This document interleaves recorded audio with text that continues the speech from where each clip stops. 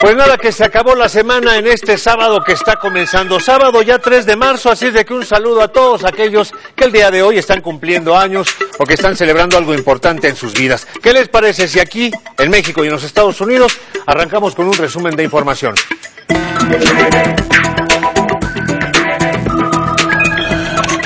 Exigen más recursos. La Conferencia Nacional de Gobernadores pidió al gobierno federal liberar el presupuesto necesario para atender el impacto de la sequía en las zonas más afectadas. De 875 millones de pesos etiquetados para Durango para 2012, a la fecha, solo se han radicado 34 millones de pesos.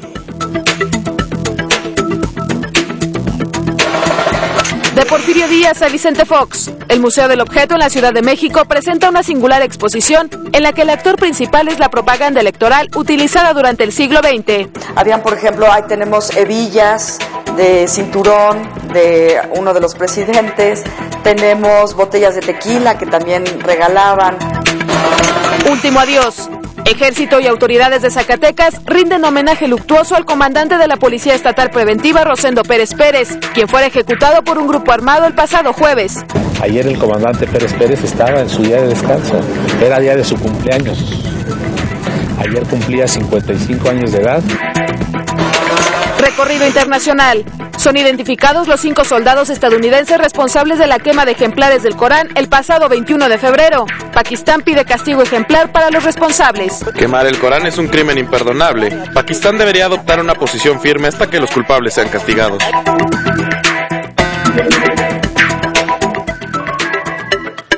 Pues ahí tiene usted que los integrantes de la Conferencia Nacional de Gobernadores han exigido al gobierno federal que libere los recursos para afrontar la sequía que ha afectado a nuestro país, tal vez la más severa desde hace más de 70 años. Y lo peor, según aseguran los que saben de todos estos temas, la gente de campo, es que lo peor está por venir. ¿Por qué? Pues porque en la primavera generalmente no llueve en los estados más afectados. Lo peor de la sequía está por venir y los recursos para atender su impacto no fluyen al ritmo que se requiere, advirtieron los gobernadores de Durango, Chihuahua y San Luis Potosí en el marco de la segunda sesión extraordinaria de la Comisión de Agua de la Conferencia Nacional de Gobernadores. De 875 millones de pesos etiquetados para Durango para 2012, a la fecha, solo se han radicado 34 millones de pesos, es decir, solo el 3.9%, y estamos hablando de una situación de emergencia.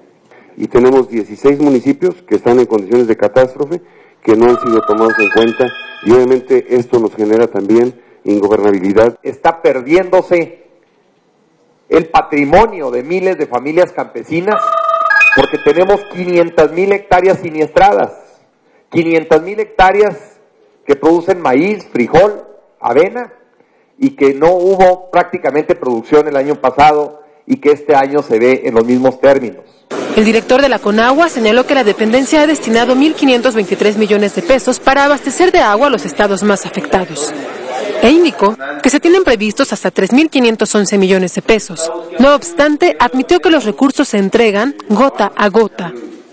Ciertamente el arranque ha sido lento, lamentablemente en estos 6 estados, pero con la garantía, gobernador, de que vamos a cumplirles, que vamos a tener el punto estratégico de acceso al agua en las comunidades. Diputados y representantes de 27 entidades del país reprocharon que los 33,000 millones de pesos del Plan de Acción de Felipe Calderón para atender la sequía están previstos en el presupuesto, por lo que exigieron aprobar de manera urgente recursos extraordinarios a fin de evitar una catástrofe. Nuestro país está enfrentando una verdadera emergencia, una situación de hambruna en miles de comunidades rurales como no se había visto en casi un siglo. Como diputados federales, manifestamos nuestro apoyo a este programa gubernamental contra la sequía, pero nos parece una estrategia insuficiente y tenemos diversas dudas. La sequía ha dejado 15 millones de pesos en pérdidas de maíz, frijol y ganado, con 2 millones de hectáreas siniestradas y 6,000 cabezas de ganado muertas.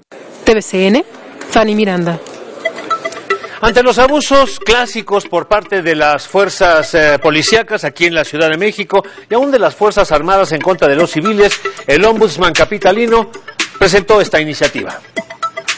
En la Ciudad de México urge la creación de protocolos de protección a los ciudadanos ante eventuales operativos policíacos de autoridades de otros estados.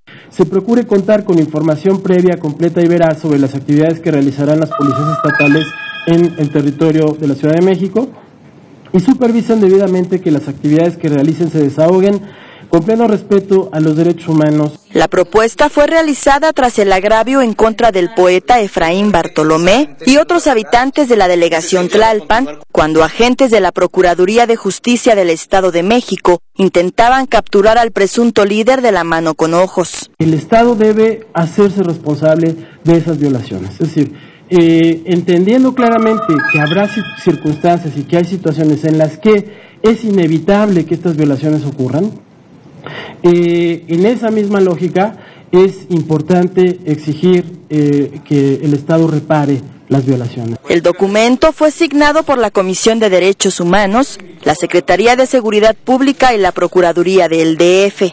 Que sepamos que vienen, a qué vienen, a dónde vienen. Pero no basta eso, sino cómo actúan. Esa es la otra. Pueden traer todos los elementos claros y precisos, pliego de comisión, etcétera. Y si actúan mal, y si al ingreso hacen estropicio y medio, tampoco se puede permitir. La propuesta denominada 1-2012 también fue entregada a la Asamblea Legislativa a fin de que sea analizada como propuesta de ley, iniciativa que el procurador capitalino consideró jurídicamente correcta. Nos obliga a las autoridades o nos sugieren a las autoridades el reforzar los instrumentos jurídicos con los que ya contamos, pero aparte tener una visión de derecho humanista con el propósito de generar protocolos de actuación y tener pues un deber plasmado en un documento o instrumento jurídico, en este caso incluso probablemente una ley, que sin duda sería muy efectivo en el Distrito Federal para proteger y salvaguardar los derechos humanos. Actualmente existen convenios de colaboración entre las fuerzas del orden de todo el país, pero no hay protocolos de actuación con estándares de protección a los derechos humanos. TVCN, Jessica Murillo Barragán. En este espacio le di a conocer a usted la emboscada, la muerte del jefe de la Policía Preventiva de todo el estado de Zacatecas. En las últimas horas el Ejército Mexicano y el gobierno estatal le rindieron un homenaje. El Ejército Mexicano y la Policía Estatal de Zacatecas rindieron homenaje luctuoso al capitán primero de Infantería en retiro Rosendo Pérez Pérez, quien fuera asesinado por la delincuencia organizada. En la ceremonia, el director de la Policía Estatal exigió llevar ante la justicia a los culpables. Que tengamos la vergüenza de investigar, de aclarar el trasfondo del artero asesinato y que llevemos ante el juez a los culpables. Hagámoslo bien. Hagámoslo con coraje, hagámoslo con valentía. Las autoridades no descartan la filtración de información de elementos policíacos coludidos con la delincuencia organizada para el homicidio. Ayer el comandante Pérez Pérez estaba en su día de descanso, era día de su cumpleaños. Ayer cumplía 55 años de edad y bueno, pues así suelen ser las emboscadas. El encargado de la seguridad en el estado reiteró el apoyo del gobernador para la lucha contra la delincuencia, pero también lo responsabilizó de las adversidades. El gobernador realza nuestras actividades y de él tenemos todo el apoyo. Y es quien da nuestro rumbo, la gloria o el fracaso de nuestro derrotero. El gobernador de Zacatecas aseguró que el homicidio no detendrá la lucha contra los grupos delictivos que operan en la entidad. Es lamentable lo sucedido, pero al mismo tiempo seguiremos trabajando intensamente a favor de la ley, a favor de la sociedad zacatecana, en un esfuerzo que lo hemos dicho siempre, no ha sido sencillo.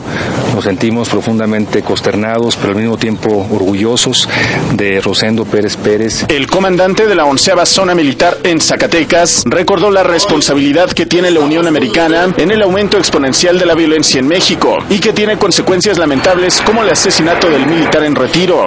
Al expirar la ley que prohibía en Estados Unidos la venta de armamento, en nuestro país provocó un aumento notable en la adquisición de armas de asalto y drogas. Nosotros estamos viviendo esta repercusión al incrementarse la violencia en México. Después del homicidio, las autoridades prometieron reforzar la seguridad de los elementos policíacos aún en sus días de descanso. En el estado de Zacatecas, línea informativa, Omar Hernández. Y la buena noticia nos llega de Baja California. Resulta que uno de los indicadores de bienestar en algunas de las entidades de la República son las remesas. La cuantía de remesas que llegan anualmente a cada uno de ellos y por fortuna en Baja California, como ya lo informamos hace algunos días en Sonora, van a la alza. Las remesas, término que se le da al dinero enviado por las personas que viven en Estados Unidos a sus seres queridos en territorio mexicano, se elevaron ligeramente en 2011 tras varios años de haberse reducido. Obviamente tenemos muchos compañeros trabajando en Estados Unidos y están mandando las remesas aquí a sus familias, que eso nos ayuda a mantener activa la economía local. Los estados mayormente receptores de la remesa son generalmente del centro y sur de la República Mexicana. Sin embargo, este año llama la atención el incremento en las entidades fronterizas del norte del país, Baja California entre ellas. Las remesas están llegando a cifras históricas para Baja California. Lo estimamos entre 395 y 400 millones de dólares. Esta es una cifra importante porque las remesas, como ustedes saben, ayudan al consumo de las familias aquí en Baja California. Aunque no existe un estudio formal, influyen en este comportamiento la recuperación de empleos de los hispanos en Estados Unidos, la estabilidad de la economía y el tipo de cambio, así como la deportación hacia territorio mexicano de personas que tenían tiempo viviendo en la Unión Americana. Yo imagino que muchos de ellos sí tienen propiedades allá, como carros, como instrumentos de trabajo, y eventualmente ellos venden esto y traen dinero para acá para recomenzar su vida, o algunos también tienen algunos ahorros y esos ahorros pues ellos intentan traerlo para acá para que aquí puedan comenzar su vida.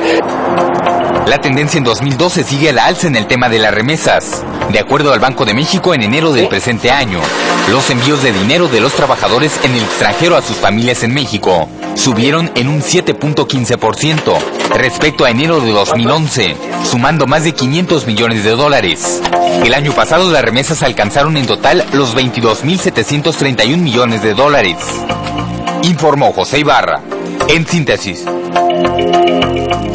Y esas remesas, precisamente ese dinero que traen hasta nuestro país, no solamente cuestan sudor, no solamente cuestan cansancio, no solamente cuestan trabajar como burros, si me permite usted la expresión de sol a sol, sino también cuestan discriminación, cuestan el ser discriminados, ninguneados allá en la Unión Americana. Esto es lo que nos informan nuestros compañeros de TVC Más Latino, allá en aquel estado, el estado del sol brillante, como le dicen.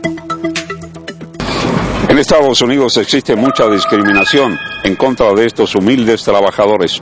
Son todos hispanos de diversas nacionalidades, pero mayormente de México. Y están en estas esquinas, en este estacionamiento, en busca de una oportunidad laboral. No todos se la encuentran. Algunos blancos los abusan, no les pagan al final del día. Este es un reportaje dramático. Se trata del pan nuestro de cada día para estos jornaleros. En julio del año 2010, la juez federal Susan Bolton dictaminó que la SB 1070 era ilegal, que violaba los derechos de algunos inmigrantes indocumentados. En la actualidad, la juez dice que la policía no podrá interrogar a ningún jornalero o trabajador callejero sobre su estatus migratorio. Estos humildes trabajadores dicen que la policía también los persigue. Nos interrumpen por muchas razones que nosotros no somos culpables de eso, sino que si un compañero de los que estamos aquí hacen algo, se le echan a todos. Yo siempre busco el bienestar para mi familia, ni busco otras cosas, ni... Acabé de comprar una camionetita allí viejita, y ya apenas tenía unos días con ella y pues Me la quitaron y ahora no hay ni cómo sacarla. Los que están en contra de los jornaleros dicen que interrumpen el tráfico, dicen que molestan a mujeres solteras o a mujeres casadas y a niños.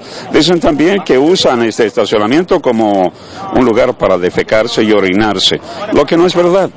Tienen sus necesidades fisiológicas, sin embargo, hay lugares donde pueden ir. En Estados Unidos, soy Miguel Ángel Morales, TVC Más Noticias. Bueno, vámonos ahora a nuestro recorrido internacional, ya que estamos en estos temas. En Siria la situación cada día está peor. Se está cayendo a pedazos aquel país. Su mandatario simple y sencillamente no muestra signos, no muestra ganas de irse, y ya el presidente de Estados Unidos, Barack Obama, le puso horas a su régimen. Y por otro lado, le vamos a mostrar la torre de telecomunicaciones más grande del mundo. ¿Sabe dónde está? Está en Japón, está en Tokio. Está precioso este edificio. Obvio, como todo lo que hacen los japoneses, preciso y exacto. Debió de haber estado listo a finales del año pasado, pero por el terrible temblor y el tsunami que afectó la parte norte de aquel país, ello evitó el flujo, el movimiento de los materiales necesarios para su construcción, y es por eso que ahora ha sido inaugurado.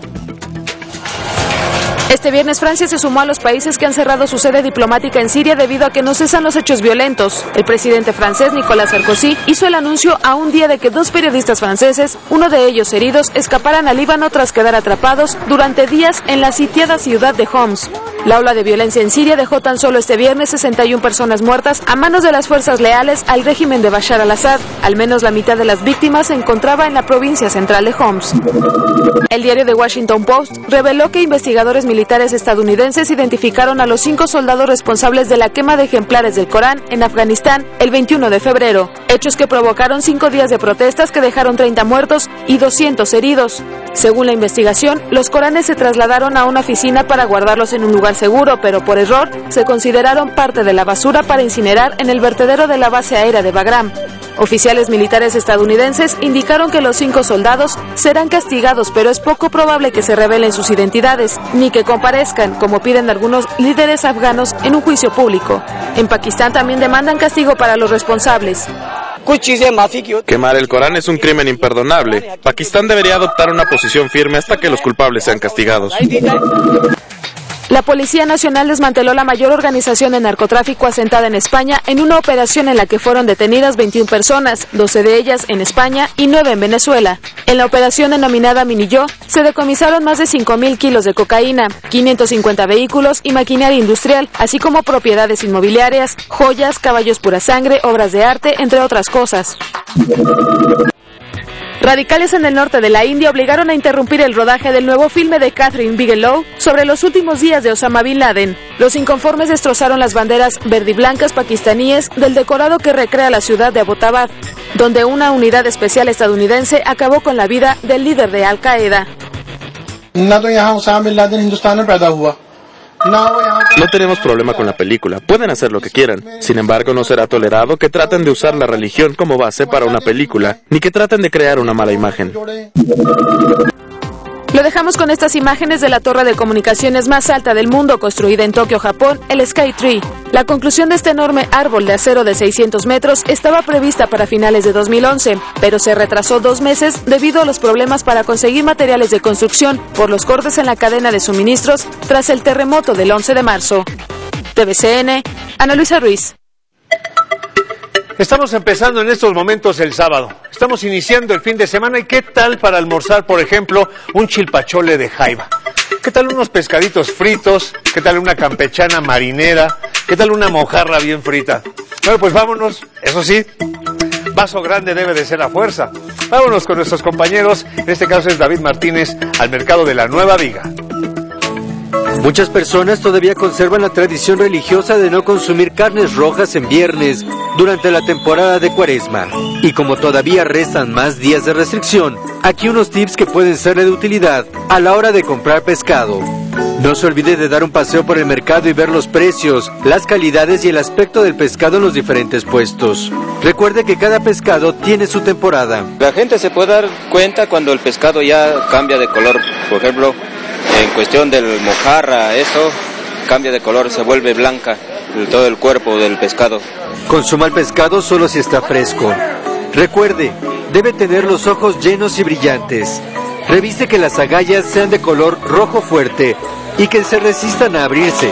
Las escamas deben de ser relucientes. Yo lo que veo es que esté un poquito macizo o durito, y si es mojarra o si es el pescado, que esté rojo en lo que es la parte de las agallas, que le llaman las agallas, un poco rojo, y si es así rebanado, que esté macizo el pescado. Si no, pues no. Si no, no lo compro. No sé si eso es sinónimo de que esté bien, pero yo así lo escojo, vaya. Los precios varían de local en local, por lo que este viernes los mexicanos prefirieron comer mojarra y sierra, y no solo por su sabor. Lo verdad que esa es la sierra, porque busca la gente sierra o mojarra, es la más económica ahorita. Pero en sí el guachinango y todo eso, que de robalo, hay filete de dorado, medregal. ¿A cómo está el kilo de sierra, por ejemplo? Ahorita está a 65. ¿Y el de mojarra? De mojarra a 68. No obstante, al terminar el día, los comerciantes de pescados y mariscos reconocieron que las ventas no fueron tan buenas como en años pasados. Bueno, estuvo muy tranquilo, no mucha venta, por motivos, pues, qué sé yo, no hay dinero. ¿Subió mucho el precio del pescado y el marisco? Ha subido mucho. Lo más importante a la hora de comprar su producto y hasta disfrutar su platillo es emplear los sentidos de la vista, tacto y olfato para deleitarnos con lo que ofrece el mar. David Martínez Huerta, TVC Noticias. ¿Se acuerda usted de las campañas presidenciales y de los candidatos del siglo pasado? Por ejemplo, en la época de Luis Echeverría era arriba y adelante. En la época de José López Portillo, la solución somos todos. En fin, ya sabe usted, aquellas frases hechas y aquellas frases que acuñaban los mercadólogos de la política. Pero no solo eso, no solamente eran frases, sino también eran vasos, encendedores, pines, estos prendedores, había camisetas, había todo lo que usted se pueda imaginar. Vamos a esta exposición del Museo del Objeto allá en la colonia Roma, en las calles de Colima, en donde se ofrece a la vista de todos aquellos que ahí asisten, pues parte de esta parafernalia que utilizaban para seducir a los votantes. Hay, por ejemplo, un refresco en la época de Ernesto Zedillo. En fin, vamos a ver esto que a usted le va a gustar. Están aquí presentes todos los candidatos y partidos políticos que han participado en los distintos procesos electorales de México en el último siglo. Están todos con cada una de sus propagandas políticas, con los artículos que regalaron para pedir el voto de los mexicanos, e incluso los discursos pronunciados en eventos multitudinarios, desde el expresidente Porfirio Díaz hasta el expresidente Vicente Fox. 100 años de ofertas políticas, de dádivas para el pueblo, que van desde un costal de maíz, frijol o arroz hasta un fino reloj de mano. Habían algunos sacos que se regalaban con la figura o el logotipo del candidato y de su partido.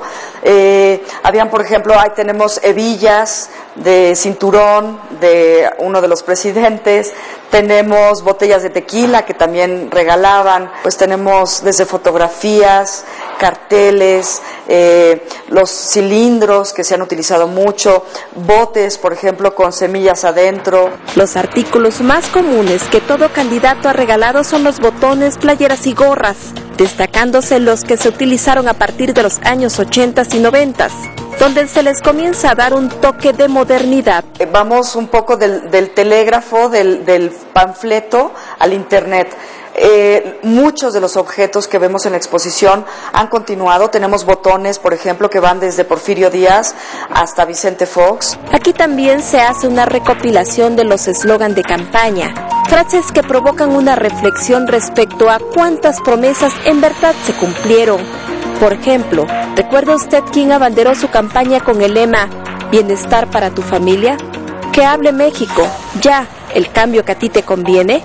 Fueron los exmandatarios Ernesto Zedillo, Carlos Salinas y Vicente Fox. Y la pregunta es, ¿lo cumplieron? Pero hay otros eslogan que marcaron la historia. El que utilizó Francisco I. Madero, sufragio efectivo, no reelección.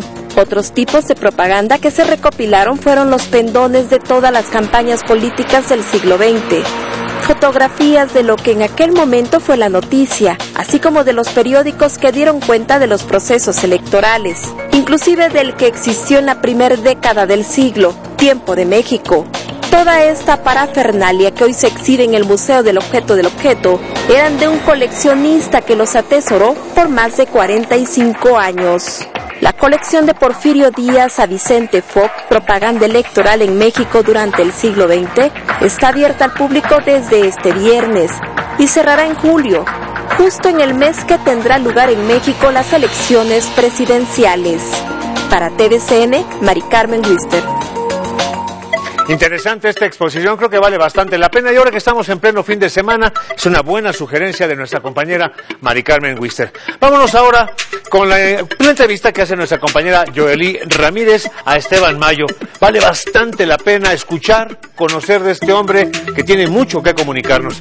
Mientras tanto, su amigo Enrique Muñoz agradece que haya estado con nosotros a lo largo de esta semana, pero claro, eso sí, invitándole para que a partir de la próxima nos acompañe aquí como siempre en 0 horas. Muchas gracias y muy buen día.